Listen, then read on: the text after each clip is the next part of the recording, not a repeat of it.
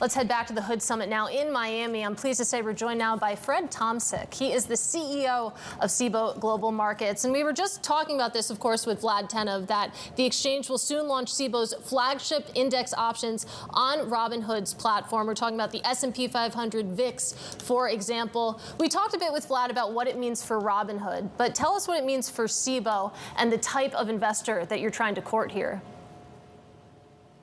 Well, we obviously see the growth of the retail investor and the adoption of options going on. It's not just in the U.S., but around the world. And index options are different than single stock options. In fact, they're European style versus American style, and they're cash settled, and you can get favorable tax treatment. So it's been important for us to get index options onto Robinhood's platform. You know, it's a popular platform. It's growing. And when you look at what they launched yesterday afternoon, last evening, in terms of the Robinhood Legend platform, I think they're well primed for growth, and it'll be useful growth to Cboe. I wonder about the popularity of something else, which is private markets. We hear Sonali talk about this with her guests constantly, and I'm talking to platform operators who want to bring even private markets to retail public. How are you looking into private markets? Well, we've certainly noticed that trend, and I think it's a good question in terms of what's happening between the public markets and the private markets. There's clearly, because of all the various regulations and increased regulation in the public markets, that's driving some of it.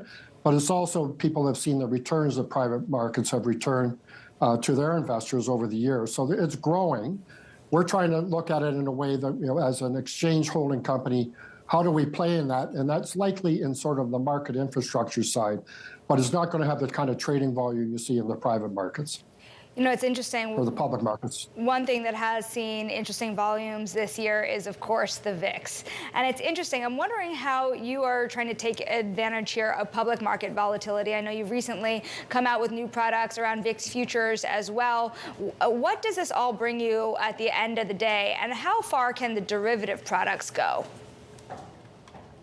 Well, the derivative products have been growing for 50 years, and so and growing rapidly in the last 4 years, and you've really seen option volumes go and that complex. We also saw increased demand for access to the U.S. markets. We now have a global exchange platform, all on one technology platform, and we're continuing to see people wanting access to the U.S. market and the use of derivatives, and the SPX complex is very popular for that. This year, between the geopolitical tensions with 2 wars going on and a U.S. election, a pivoting Fed, in terms of changing their perspective, you've seen volatility spike, and you're now seeing the VIX levels up around 2021, which is their long-term historical average. What's been abnormal is the last 3 or 4 years when the VIX has been in the low teens. But we continue to try to build our platform that people can trade and take positions and views through any market, and VIX is an important part of that. Well, it's a good point, too, that we're just back to long-term averages on the VIX, but certainly relative to the past couple years, it feels volatile out there. And let's wrap that conversation into the U.S. election. Of course, we are 19 days away, and there's a possibility, of course, that it drags out for a couple days, that we don't know exactly who is president for a while. Big potential here for market volatility. Are you allocating specific resources ahead of this? Well, we have some of the products we've introduced more recently, where specifically we wanted to get them out before the election to make sure people could sort of hedge their risk or place, speculative views on where they think things are going. But we're pretty much done that. We're now kind of locked down and just organized on operating effectively through these more volatile markets as the election comes in here. Fred, what kind of early uptake do you have? To the extent that you launch these products right before the election, people are expecting a lot of volatility. You now not only have the VIX, but you have VIX futures, among other things. Can you give us a sense of how much people are trading? Well, you can see it in our third quarter results where we have record volumes, as you led off with. So you're seeing that leading up to the election. The reason for the futures VIX is it allows people that are not regulated by the SEC that can also participate in the VIX suite of products.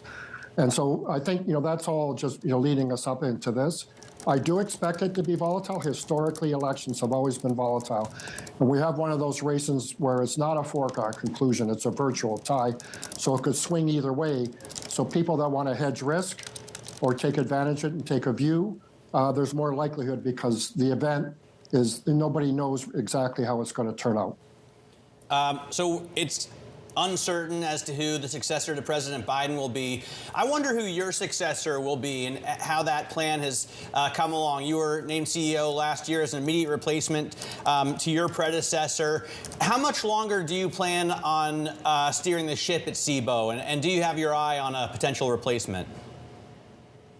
Well, obviously, when I came in, I wanted to stabilize the organization because we went through a lot of change back then. There was a fair bit of transition, not just at the CEO level, but at other levels. So we lost 4 of our top 8 executives. So we've accomplished that goal. The company's stable, it's doing well.